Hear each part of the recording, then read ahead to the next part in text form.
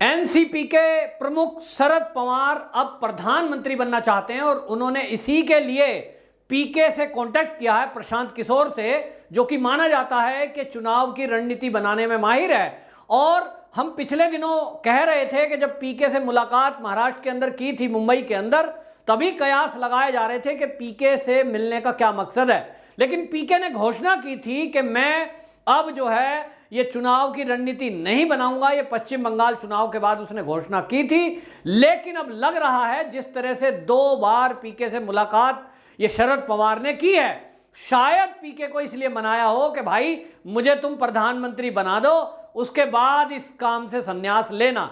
लेकिन क्या शरद पवार का ये सपना कामयाब होगा कि वो प्रधानमंत्री बन पाएंगे?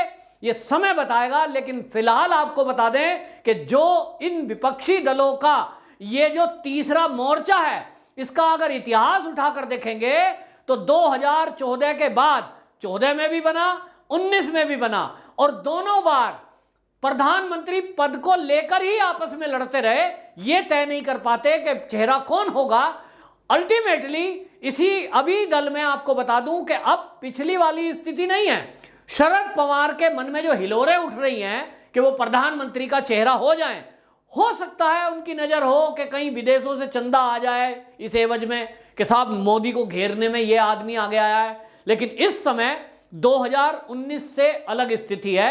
उस समय ये कुछ लोग जो नए नए आगे बढ़े हैं, ये नहीं थे। शरद पवार एक सीनियर और बड़ा चेहरा माने जा रहे थे और इसलिए उनको लोगों ने आगे कर दिया। आज की डेट में दिल्ली के मुख्यमंत्री केजरीवाल, ममता बनर्जी पश्चिम बंगाल से, और इसमें और भी कई साउथ के लीडर आएंगे जो प्रधानमंत्री बनने का पहले से ही पिछले 5 साल से सपना देख रहे हैं। तो अब की बार ये पीके की सलाह के बावजूद भी ये जो तीसरा मोर्चा है, इसी में प्रधानमंत्री का चेहरा बनकर उभरना और चुनाव लड़ने के लिए मैदान में उतरना इस शरद पवार के लिए उतना आसान नहीं होगा।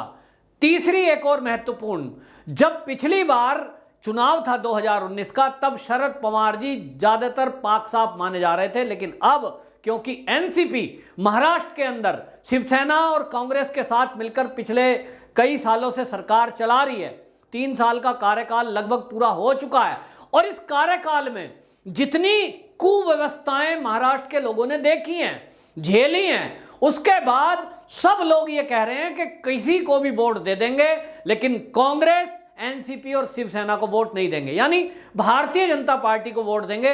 सब लोग उकता गए हैं इस 3 दलों के महाविकास अघाड़ी को, जो बन गया महाविकास अघाड़ी के बजाय महाविकास वसूली। और वसूली करने के जो खुलासे हुए वो किसी और बाहरी व्यक्ति ने नहीं, अंदर के लोगों ने किए, इन्हीं के अपने लोगों ने। कोई शिवसेना से गया हुआ पुलिस में है, वो खुलासा कर रहा है, कोई शिवसेना का बनाया हुआ पुलिस कमिश्नर है, वो खुलासा कर रहा है, और कोई गृह मंत्री इस्तीफा देके जा रहा है, वो खुलासा कर रहा है। और अब तो इनके जो शिवसेना के एमएलए हैं वो चिट्ठी लिख रहे हैं उद्धव ठाकरे को कि भाई आप जो है बीजेपी से अलग होकर गलती कर दी, आपने पंगा ले लिया और बदनामी सिर आ रही है, सब भ्रष्टाचार भ्रष्टाचारी बोल रहे हैं। और जिस तरह की कुव्यवस्था अभी हमने देखी कोविड के टाइम में, एशिया में जितनी मौतें हुई हैं, एक तरफ आंकड़े कई देशों के आप ले लोगे, अकेले महाराष्ट्र के अंदर उतने आंकड़े हैं मौतों के। क्यों? व्यवस्थाएं ठीक नहीं हुई। फर्जी वैक्सीन का खुलासा हुआ कि सोसाइटियों में फर्जी वैक्सीनेशन हो रहा है। कहीं जो है कुव्यवस्था है प्रवासी मजदूरों को लेकर, कहीं भ्रष्टाचार है पुलिस डिपार्टमेंट में ट्रांसफर और पोस्टिंग को लेकर, सीबीआई के केस चल रहे हैं, उसमें कई नेता इन्वॉल्व हैं, और कुल मिलाकर फजीयत है। अब ये जो शरद पवार हैं, ये चेहरा बचाने के लिए और 2024 के चुनाव में प्रधानमंत्री के चेहरा बनकर उभरने के लिए ये क्या करेंगे? मैंने पहले भी एक टीवी चैनल में, न्यूज चैनल में बोला था कि ये शरद पवार अपनी अच्छी छवि बनाने के चक्कर में ये सारा ठीकरा उद्धव ठाकरे के सिर फोड़ेंगे और महाराष्ट्र की सरकार पहले ही गिराएंगे और ये कहेंगे कि देखो भाई, मैं तो सरकार से, हम तो समर्थन दे रहे थे बाहर से, हमारा जो गृह मंत्री था उस पे आरोप लगा, अनिल देशमुख पे जैसे ही गृह मंत्री पे आरोप लगा, एनसीपी ने कह दिया भाई इस्तीफा दे दो, हमारे तो जो कैंडिडेट गृह मंत्री था महाराष्ट्र में, उन्होंने तुरंत इस्तीफा दे दिया। लेकिन ये सारा दरमोदार उद्धव ठाकरे के ऊपर है, वो मुख्यमंत्री है, उनके ऊपर जिम्मेदारी है। ये सारी व्यवस्था ठीक नहीं करी, इसलिए हमने समर्थन वापस ले लिया। अभी आपको बताएं, कांग्रेस के नाना पटोले हैं, वो बोलते हैं साहब कि कांग्रेस जब ये चुनाव आएगा नगर पालिका का, बीएमसी का, तो नाना पटोले कहते हैं साहब अलग लड़ेंगे, 2024 में हम अलग लड़ेंगे और हम तो अकेले इस दम पर जीत के आ जाएंगे महाराष्ट्र में कि सीएम भी मैं ही बनूंगा। मतलब एक और बीच में से कांग्रेसियों की भी हिलोरे मार रही हैं इच्छाएं कि वो सीएम बन जाएं अगला महाराष्ट्र का। ऐसे में उद्धव ठाकरे जी बयान दे रहे हैं कि जो अलग लड़ेगा उसको पब्लिक जूते से मारेगी। यानी एक कह रहा है हम अलग लड़ेंगे, दूसरी तरफ उद्धव ठाकरे कह रहे हैं अगर अलग लड़े तो तुमको पब्लिक जूते से मारेगी। किसको कह रहे हैं? कांग्रेस ने ही कहा, नाना पटोले ने कहा अलग लड़ने के लिए। अब इसका मतलब यह है कि एक दूसरे में जूतम पैजार होने के चांस हो गए हैं। वो उसको जूते से मारेगा, वो उसको पहले दोषी बता देगा, और अभी तो ये तीनों उलझे रहेंगे। और अल्टीमेटली जब ये सरकार से समर्थन वापस लेंगे महाराष्ट्र में, तो शिवसेना भी एनसीपी को छोड़ने वाली नहीं है, क्योंकि शिवसेना पे अगर दोष लगेगा निश्चित रूप से वो एनसीपी के जो लीडर हैं, इनकी कुंडली शिवसेना के पास होगी। और देखो शिवसेना में जो संजय राउत है वो तो पहले ही बोल चुके कि हम तो सर्टिफाइड गुंडे हैं। तो भैया एनसीपी वालों आप देख लो, सर्टिफाइड गुंडों से आपका पाला पड़ रहा है, और इसलिए आसानी से बच के निकलने वाले नहीं हो आप लोग, फंसोगे। वो कहते हैं हम तो जाएंगे, तुमको भी ले डूबेंगे सनम। तो कोई बचेगा है नहीं, तीनों एक दूसरे की पोल पट्टी खोलेंगे। और अल्टीमेटली सीबीआई इसी बात का इंतजार कर रही है कि हम जांच कर ही रहे हैं, लेकिन इन तीनों में आपस में जो फूट मटवल चल रहा है, इसी में कुछ ना कुछ चीजें मिलेंगी। और आपको बताएं, सीबीआई के जो प्रमुख हैं वो तो महाराष्ट्र में डीजीपी रह के गए हैं, ऑलरेडी उनको सब कुछ राज पता है, सारे घपले घोटाले पता है। ये बात अलग है कि अभी वो अंदर खाने जांच चुपचाप धीरे धीरे कर रहे हैं। वो सोच रहे हैं ये खुद ही सरकार गिरा दें, हमें ज्यादा मेहनत ना करनी पड़े। लेकिन इतना तय है कि 2024 के चुनाव में एक आएंगी ममता बनर्जी, वो चाहती हैं प्रधानमंत्री का चेहरा मैं हूं, क्योंकि देखो मोदी को मैंने चुनौती दी और अभी हाल ही में पश्चिम बंगाल में मैंने बीजेपी को हराया, तो हक तो मेरा बनता है प्रधानमंत्री के लिए।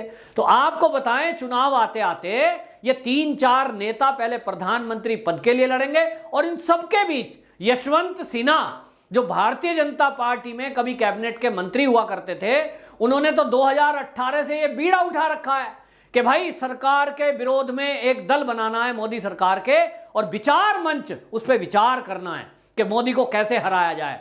मतलब वो घर का भेदी है, लेकिन बस की उनके कुछ भी नहीं है। तो यशवंत सिन्हा भी कहेंगे भाई मैं सीनियर हूं, मैं मोदी जी को ज्यादा जानता हूं, मैं गाली बड़ा अच्छे से दे सकता हूं, मुझे बनाओ प्रधानमंत्री। तो कुल मिलाकर 5-6 लीडर जो है, इन 12-14 लीडरों में 14 दलों का एक ये तीसरा मोर्चा है, जिसमें उम्मीद है कि शरद पवार ने जो मीटिंग बुलाई है उसमें लगभग 14 पार्टियों के नेता शामिल होंगे, जिसमें टीएमसी की ममता बनर्जी, अरविंद केजरीवाल, कुछ साउथ के हैं, कुछ जो है ये अपने आपस में महाविकास अघाड़ी के लोग हैं। कुल मिलाकर ये विचार मंथन करेंगे, और ये हर बार करते हैं, इनसे होना कुछ है नहीं, जीत के आने मोदी जी को ही है, क्योंकि मोदी जी के जो काम हैं वो 70 साल के कांग्रेस शासन के काम एक तरफ, और विकास की अगर लिस्ट बनाने बैठेंगे तो बोलने में आधा घंटा लग जाएगा। इतनी योजनाएं मोदी जी ने इस देश में चला रखी हैं और इतनी राहत लोगों को मिली है, रिकॉर्डेड काम किया है। और इस कोरोना के काल में अर्थव्यवस्था को जैसे संभाल के रखा है, जिस तरह से प्रवासी मजदूरों को और गरीबों को घर में बैठे अनाज दिया है, जिस तरह से फ्री वैक्सीनेशन दी गई है, इन सब रिकॉर्ड के बीच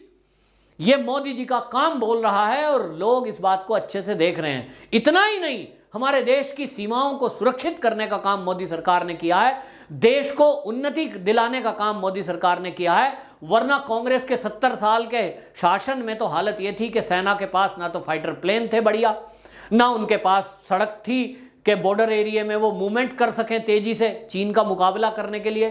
कुछ भी नहीं करा, जो किया मोदी जी ने किया। और उसके बावजूद आप देखें, इतना बढ़िया शासन चलाया है, उसके बावजूद अब 2-3 और बड़े धमाके होने बाकी हैं, जो मोदी जी ये बम विस्फोट करेंगे। एक तो कश्मीर का जो पुनर्गठन और परिसीमन है, जिसमें पीओके का क्षेत्र भी अब नए परिसीमन में आने वाला है, और उसको सरकार जिस दिन तय करेगी तो मोदी जी वो व्यक्ति हैं जो घर में घुसकर मारते हैं। और उम्मीद है 2024 के पहले ये पीओके भारत का ही अंग होगा और परिसीमन में ये आ ही जाएगा कि वो जम्मू कश्मीर का एक अंग है और वहां भी आपको कुछ दिनों बाद चुनाव की गतिविधियां और मोदी जी की रैली होती हुई दिखाई देगी। और जिस दिन ये पीओके भारत का अंग हो गया उस दिन एक भी वोट कोई कांग्रेस को तो देगा ही नहीं, क्योंकि कांग्रेस ने 70 साल ये बीमारी बना के रखी। मोदी जी का काम, मोदी जी का नाम नहीं, मोदी जी का काम और मोदी जी का साहस ये दिखाई देगा। तो ये सब मुंह छुपाते घूमेंगे क्योंकि इन लोगों ने अभी तक कुछ नहीं करा। और जहां तक रही बात पीके की, तो भाई पीके रहें, वो करते रहें और फीस लेते रहें, उनका काम है। लेकिन हर बार पश्चिम बंगाल जैसे जो घुसपैठिए हैं वो काम नहीं करते। पश्चिम बंगाल में आप जो जिता पाए हैं ममता बनर्जी को, उनकी जीत का एक बड़ा कारण है 4-5 करोड़ बांग्लादेशी घुसपैठिए। और वहाँ के जो लोग हैं उन लोगों ने जिस तरह से उन बांग्लादेशी घुसपैठियों के जरिए जो बूथ कैप्चरिंग की, लेकिन पूरे देश में और मोदी के विरोध में ये होने वाला नहीं है। आप कितनी भी चालें चल लो, कितना भी आप चीन से मिलकर या दुश्मन देशों के भरोसे आप कोई भी एजेंडा सेट कर लो, लेकिन मोदी जी को हराना नामुमकिन है। और ये शरद पवार के सपने ये ख्याली पुलाव तक रह जाएंगे, बाकी कुछ भी इनसे होना नहीं है। वंदे मातरम।